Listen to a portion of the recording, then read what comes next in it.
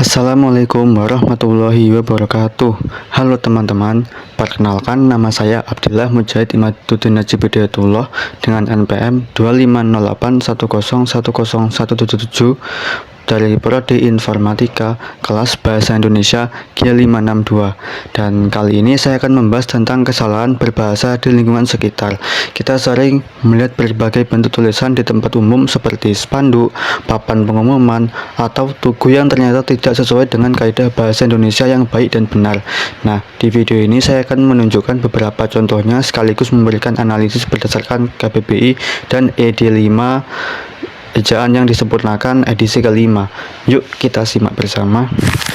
Nah, contoh yang pertama, tulisan pada spanduk "Jangan nengok kiri" tersebut memiliki beberapa kesalahan. Kesalahan yang pertama yaitu penggunaan huruf kapital pada semua kalimat. Kesalahan tersebut muncul karena adanya tujuan fungsional dan visual, bukan karena ketidaktahuan terhadap kaidah bahasa. Pembuat spanduk biasanya ingin agar tulisan terlihat lebih tegas, menarik perhatian, dan mudah dibaca dari jarak jauh, terutama karena spanduk berada di tempat umum. Namun, jika hal ini diterapkan dalam konteks resmi atau akademik, saya tidak setuju karena menyalahi aturan penulisan baku yang seharusnya diterapkan. Kesalahan berikutnya pada kata "nengok" merupakan kata tidak baku dalam KBBI. Yang benar adalah menengok atau melihat.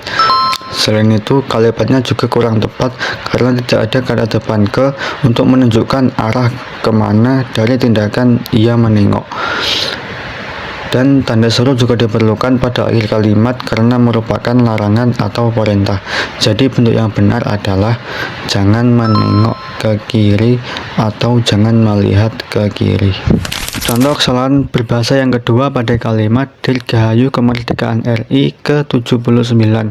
Kurang tepat secara makna karena kata Dirgahayu berasal dari bahasa Sanskerta, yaitu dirga yang berarti panjang dan ayu yang berarti umur, sehingga maknanya adalah panjang umur atau semoga berumur panjang. Berdasarkan arti tersebut, yang seharusnya didoakan panjang umur adalah negaranya, bukan kemerdekaannya.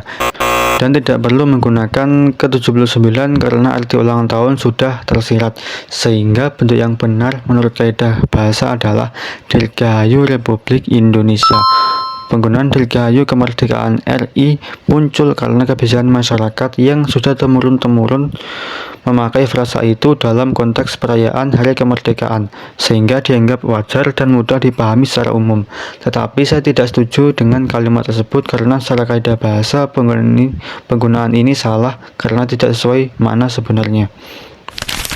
Contoh yang ketiga, pada tempat pembuangan sampah tersebut juga terdapat beberapa kesalahan berbahasa. Kesalahan yang utama terletak pada penulisan di atas yang digabung. Secara kaidah, penulisan ini salah karena "di" berfungsi sebagai kata depan atau preposisi penunjuk tempat, sehingga wajib dipisah menjadi "di" spasi atas. Kekeliruan ini muncul akibat kurangnya pemahaman masyarakat dalam membedakan kata depan "di" dengan awalan "di". Saya tidak setuju dengan penulisan kata "di atas" karena bentuk tersebut tidak sesuai dengan kaidah IYD dan dapat menimbulkan kebiasaan salah tulis. Kesalahan seperti ini juga bisa membuat pembaca, terutama pelajar, kurang memahami aturan dasar penulisan bahasa Indonesia yang baik dan benar. Oleh karena itu, penulisan yang tepat yaitu "di atas" perlu dibiasakan agar penggunaan bahasa di lingkungan sekitar menjadi lebih tertib dan sesuai kaidah. Jadi, itulah beberapa contoh kesalahan berbahasa yang saya temukan di lingkungan sekitar kita.